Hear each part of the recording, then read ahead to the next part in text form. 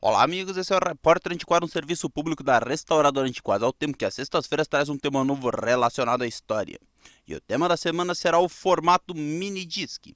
Se gostar dos temas relacionados à história, antiguidades e ao colecionismo e quiser ajudar o canal a crescer, inscreva-se no nosso canal, ative as notificações. Se gostar do conteúdo a seguir, deixe seu like. E quer acompanhar? Após a vinheta.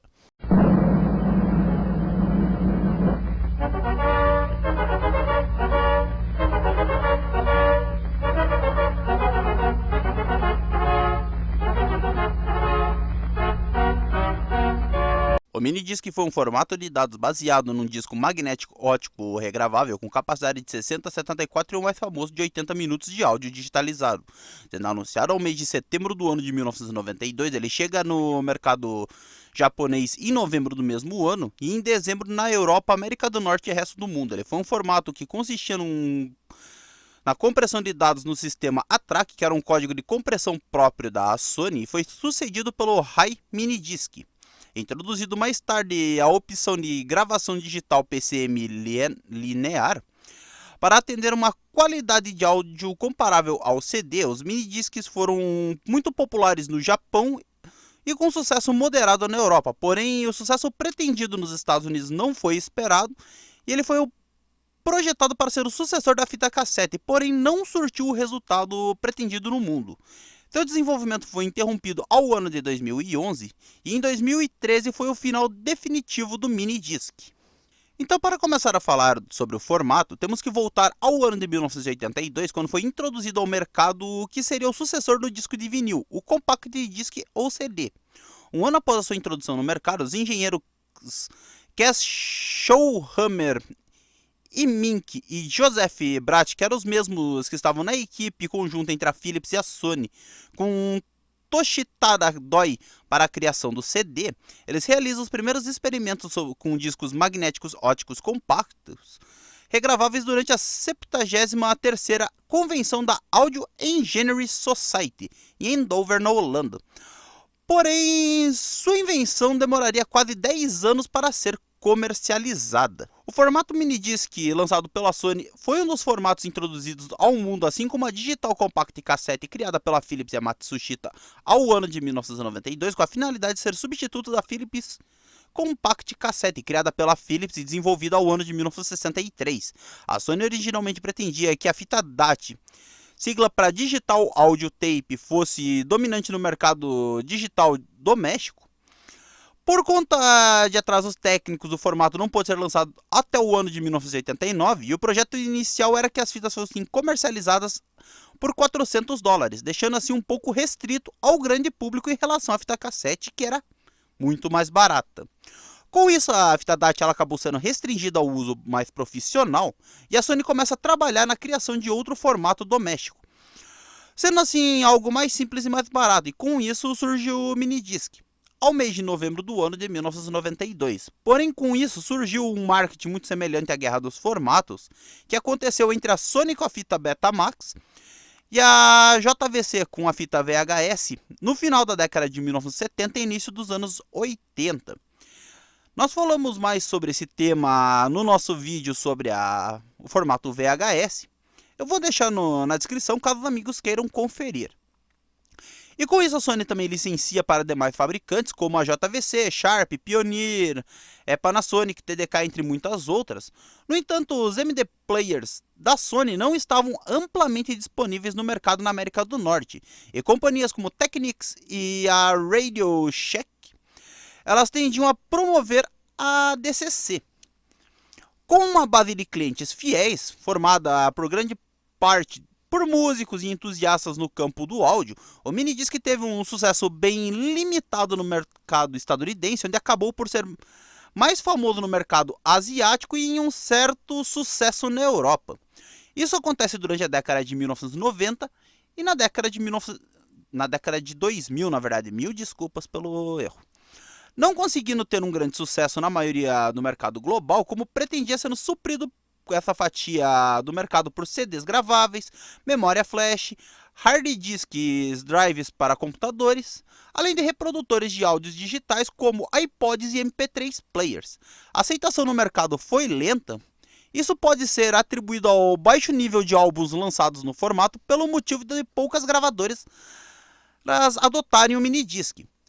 Por conta de que o reprodutor e a mídia virgem custavam caro, fora que os decks domésticos do formato estavam pouco disponíveis, fazendo com que grande parte dos consumidores conectassem dispositivos portáteis ao seu sistema de som para efetuar suas gravações. E a tecnologia enfrentou grande concorrência dos CDs graváveis quando a tecnologia se tornou mais acessível ao consumidor a partir do ano de 1996. Inicialmente a Sony tinha a crença de que os mesmos só se tornariam disponíveis ao público cerca de uma década depois, pois seu preço ao ano de 1994 era de $12 por uma unidade de um CDR.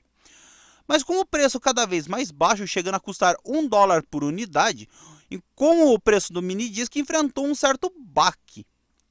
Outro grande concorrente ao formato foram os reprodutores de MP3, como o player Diamond Hill ao ano de 1998 e o Apple iPod ao ano de 2001. O mercado de massas começou assim a perder espaço para as mídias físicas por conta de diversos fatores.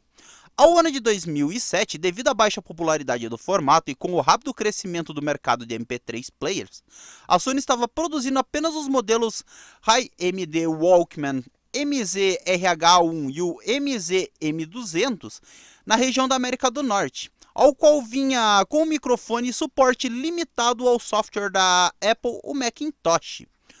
O MZ-RH1 foi revolucionário, pois ele era um dos responsáveis por não deixar com que o formato fosse descontinuado, assim como aconteceu com os Walkmans para fita cassete.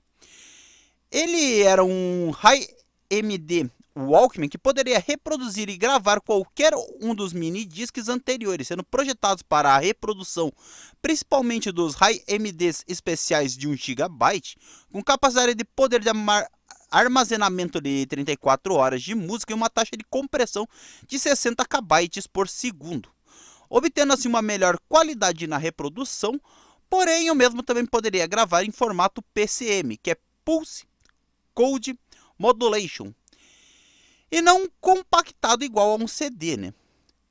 Nesse modo, um disco de 1 GB duraria apenas 1h30 de gravação, mas compensaria com uma qualidade excelente na reprodução. Novas técnicas também melhorariam até mesmo a qualidade da gravação e da reprodução no formato original. Ao dia 7 de junho do ano de 2011, a Sony anunciou ao mundo que não enviaria mais os produtos minidiscs Walkman, e a partir do mês de setembro do mesmo ano, matando assim o formato de vez, entre aspas, né? Em 1º de fevereiro do ano de 2013, a Sony emitiu um comunicado de imprensa na Bolsa de Valores de Nikkei, informando o final de todos os dispositivos do formato MD, com o último deles sendo vendido em março daquele ano. Isso falando dos MD Players. No entanto, ele continuou a venda dos discos virgens e oferecendo serviço de assistência técnica aos equipamentos já existentes. Mesmo com a Sony abandonando a fabricação dos MD Players, outras companhias de eletrônicos continuaram a produzi-los, como a TIAC e a Tascam, produzindo novos equipamentos até o ano de 2020, quando os equipamentos TIAC MD70CD e o Tascam MD-CD1MK3 foram descontinuados. Falando de suas características físicas, o minidisc ele consiste num disco óptico magnético fixado dentro de um cartucho plástico com dimensões de 68, 72 e 5 mm, com uma porta metálica deslizante semelhante ao que era utilizado nos disquetes de 3,5, onde essa porta era aberta assim que o minidisc era inserido no reprodutor, fazendo com que um laser passe as informações gravadas onde era refletida uma luz em código binário, ou seja, 1 e 0. Podendo existir nos primeiros modelos de 60 e 74 minutos, porém ficou mais famoso nas unidades de 80 minutos. Era utilizado o processo de masterização de um sistema de reprodução muito semelhante ao do CD Player. O sinal gravado dos box pré-masterizados e o MD gravável são muito semelhantes, onde eles são empregados a modulação 8/14 EFM e uma modificação do código CIRC do Compact Disc, chamada de Advanced Cross Interleaved Reese Solomon Code, a CIRC, podendo do ser muito parecido, porém o Compact Disc e o Mini Disc têm suas diferenças. Ao contrário da Digital Compact Cassette ou da cassete comum, o Mini Disc ele tinha suas informações por meio de acesso aleatório, tornando mais rápido a sua busca, além de ser editado mais rapidamente. Mesmo que os equipamentos portáteis, tendo as suas faixas que podem ser movidas, combinadas, excluídas com facilidade, podendo ser efetuada a transferência para o computador em tempo real, apenas conectando o MD Player na saída de áudio presente no computador. No caso dos High MDs, ele tem software compatível com os Macintoshes. No entanto, o software compatível com a Mac não era compatível com os formatos SP, LP2 e LP4. Isso significa que para gravar uma unidade nesses formatos necessitava de um computador com o sistema operacional do Windows. No início, os MDs eles possuíam uma espécie de índice que armazenava as posições iniciais das diversas faixas, bem como metadados referentes às músicas, ao contrário de uma fita comum. No mini disc, as músicas não necessitavam ser armazenadas como uma peça única no disco, onde a mesma poderia estar espalhada em fragmentos semelhante a um disco rígido. Os primeiros aparelhos possuíam uma granularidade de fragmentos de 4 segundos de áudio, onde os fragmentos menores não podiam ser monitorados, que pode se fazer com uma capacidade usada possa ser menor com o tempo, ainda possuindo um sistema anticópia denominado de Serial Copy Management System. Um disco ou uma música desprotegida pode ser copiada de forma ilimitada, mas as cópias não podem ser copiadas por meio digital. Como concessão, os últimos reprodutores High MD podem enviar para o computador um arquivo gravado digitalmente, que pode ser salvo novamente como um arquivo WAV ou WAV, que era em formato PCM. A codificação de áudio presente no mini disc é o codec ATRAC, Adaptive Transformer Acoustic Coding. Ele foi desenvolvido para permitir que o mini disc ele tenha o mesmo tempo de execução de um CD tradicional, e o ATRAC ele reduz os 1.4 mbits por segundo do CD para um fluxo de dados de 292 kbits por segundo. Uma redução aproximada de 5:1, sendo utilizada também nos Walkmans de memória flash. Diferente do PCM, que não era compactado por ser um esquema psicoacústico de redução de dados, com perdas assim como outros formatos de compressão de áudio. Ele pretendia ser acusticamente transparente, mas alguns ouvintes eles afirmam serem capazes de ouvir certas notas no áudio presente no formato PCM. Tiveram outras 4 versões do codec ATRAC, todas de propriedade da Sony, com a finalidade de melhorar cada vez mais a qualidade de áudio presente no mini disc.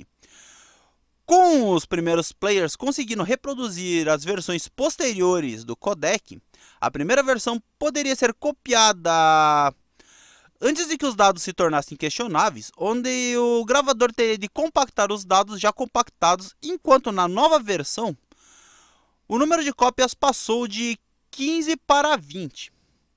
Sendo que no primeiro era de 1 a 4, se eu não me engano.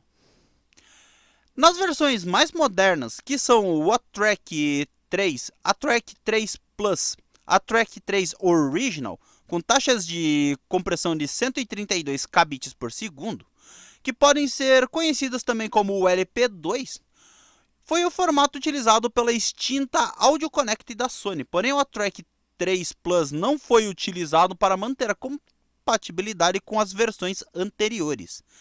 Na interação final do mini disc é oferecida a gravação e a reprodução de áudio PCM linear High MD com qualidade de CD não compactado. Colocando o High MD no mesmo nível de áudio de qualidade de um CD, ele também suporta o ATRAC 3 e o ATRAC 3 Plus em várias taxas de bits, mas não o ATRAC original, exceto para reprodução. Um dos sistemas que dava melhor qualidade para os dispositivos portáteis do mini disc foi o recurso onde ele evitava aquelas interferências e pulos que eram comuns nos CD players mais antigos, onde dependendo do movimento a unidade ótica podia pular as faixas, Quem nunca esteve, por exemplo, num churrasco com aquele CD player? Vamos pegar um exemplo de um que eu tenho aqui. Um Levox Sound. Onde se você pular perto dele, ele dá aquela interferência na música, pulando o CD. No minidisc isso não acontecia por conta dos buffers de memória ao qual a velocidade maior que a necessária antes de serem lidos no conversor digital para analógica, com taxa de padrão do formato podendo variar de aparelho para aparelho. Isso quer dizer que o MD Walkman pode sofrer impacto que ele continuará a reprodução sem impedimentos, enquanto o laser se reposiciona para continuar a leitura dos dados presentes no disco. Esse recurso permite que o aparelho desligue um motor, aumentando a vida útil de sua bateria. Um buffer de pelo menos 6 segundos é necessário em todos os reprodutores minidiscs, sejam unidades portáteis ou de tamanho normal, e isso garante uma reprodução ininterrupta na presença de fragmentos dos arquivos. A operação do MD, ela se assemelha muito ao HD de um computador, onde a maior parte do disco contém dados de áudio e uma pequena seção tem o índice fornecendo ao dispositivo uma reprodução de informações vitais sobre o número e a localização das faixas presentes no MD, onde as faixas adicionadas, apagadas, combinadas ou divididas em ordem de preferência dos usuários. As faixas não poderiam ser apagadas fisicamente, onde elas são direcionadas por uma seção onde residem faixas apagadas. A menos que sejam realizadas muitas eliminações, o único problema seria a busca excessiva, que pode comprometer a vida útil da bateria. A estrutura de dados do minidisc, onde a música fica armazenada em um único fluxo de bytes, enquanto o TOC contém os ponteiros para rastrear suas posições, permitindo assim a reprodução contínua da música. Algo que até os players portáteis concorrentes, a maioria já eram MP3 players, não conseguem implementar adequadamente. Exceções notáveis são os CD players, bem como todos os iPods recentes, que quando acabada a gravação, você pode pressionar o botão stop e o MD pode continuar gravando dados de música de diferentes segundos. Partindo assim de seus buffers de memória, durante esse tempo poderá ser exibida uma mensagem em alguns tipos de aparelhos. A caixa não se abriria depois da gravação, e isso você pode conferir no manual do aparelho. Todos os minidiscs eles contam com um sistema de proteção contra a cópia que usa 2 bits no fluxo de áudio digital SPDIF no disco para diferenciar entre áudio protegido e desprotegido, entre original e cópia.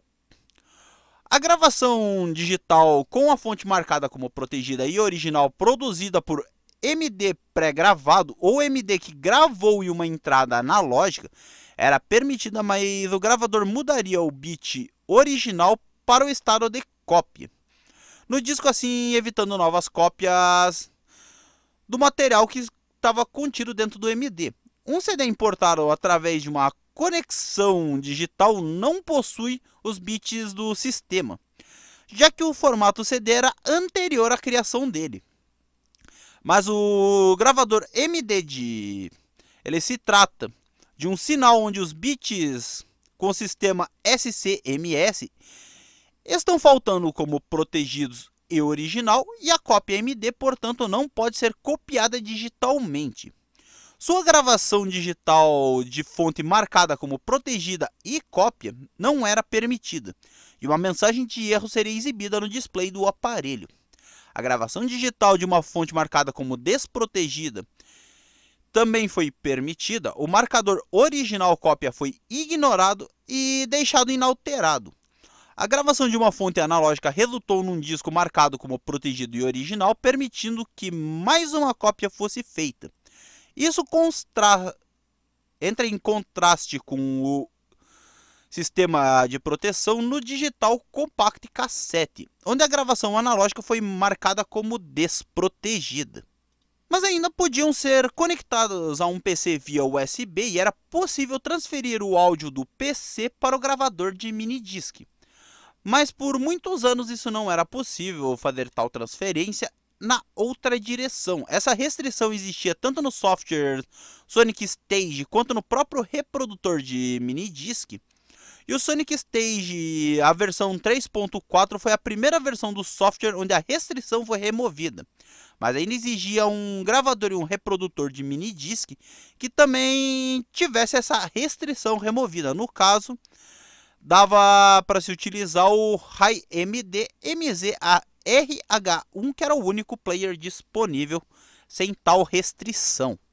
Então vamos falar aqui sobre algumas outras versões do MD, começando com o MD Data, que ele foi um formato de armazenamento de dados para computador.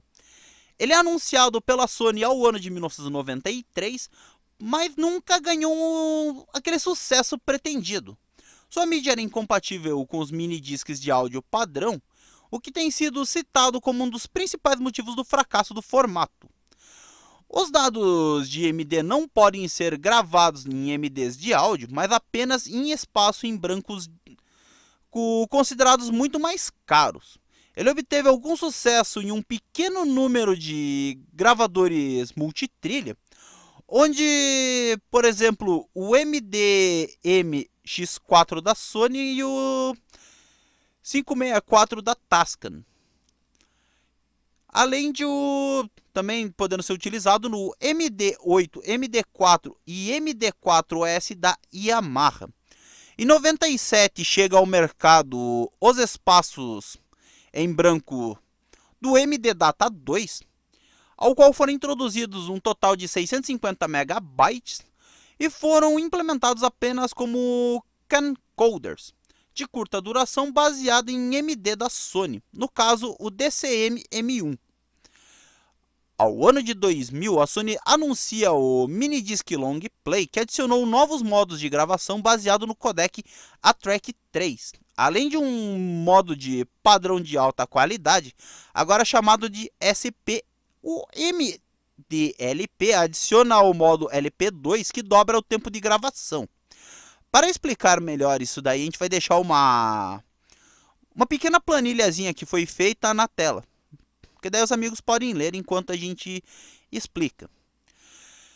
Que tinha 160 minutos em um disco de 80 de som estéreo com muita boa qualidade. O LP4 que permite 4 vezes mais tempo de gravação, totalizando 320 minutos em um disco de 80. Também com som estéreo, porém de qualidade mediana.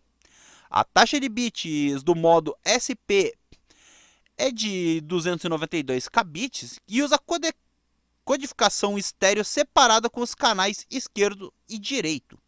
O modo LP2 usa a taxa de 132 kbits por segundo e também usa uma codificação estéreo separado. O terceiro modo é o LP4 com uma taxa de bits de 66 kbits e utiliza a codificação de estéreo conjunta. A qualidade do som está visivelmente degradada em comparação com os outros dois, mas é suficiente para muitos usos, né? E as faixas gravadas no modo LP2 e LP4 são reproduzidas como silêncio em reprodutores não MDLP. E aí, no final do ano de 2001, os gravadores NetMD permitiram que os arquivos de música sejam transferidos de um computador para um gravador, mas não na outra direção, né? Por meio de uma conexão USB no modo LP4, sendo possíveis velocidades de até 32x em tempo real e de 3 gravações, no caso realizado com os gravadores Sony NetMD, o MZN10, MZ910 e o MZ920. São capazes de atingir velocidades de até 64x, e em tempo real todos os gravadores NetMD não suportam o MDLP. Ao transferir uma música do modo SP usando um NetMD com Sonic Stage, o que é transferido na verdade uma velocidade LP2 acolchoada. Isso quer dizer, a qualidade da música é do LP2, mas gravada como um SP. E o NetMD é um protocolo proprietário inicialmente que exigia um software proprietário como o Sonic Stage. A sua implementação gratuita baseada no Nix LibNet MD foi desenvolvida a biblioteca que permite o usuário fazer o upload de arquivos SP com uma qualidade total. Ao ano de 2019, um programador chamado Stefano Brilli compilou o Linux Minidisc CLI em um aplicativo baseado no navegador da web, permitindo que os usuários pudessem transferir as suas músicas via USB para dispositivos mais modernos.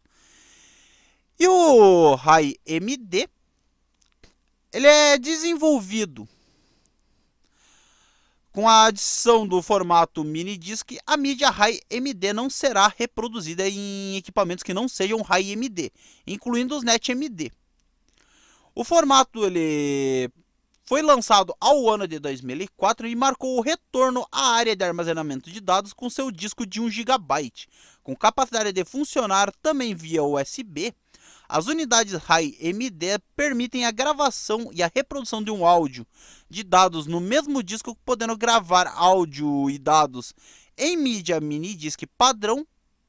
No caso, uma mídia vazia de 80 minutos poderia armazenar até 305 megabytes de dados. Para a época era bastante. E é isso, meus amigos, esse foi um pequeno resumo sobre o minidisc, falando um pouco sobre a história, sobre suas características, sobre seu funcionamento, sobre os diferentes formatos dele.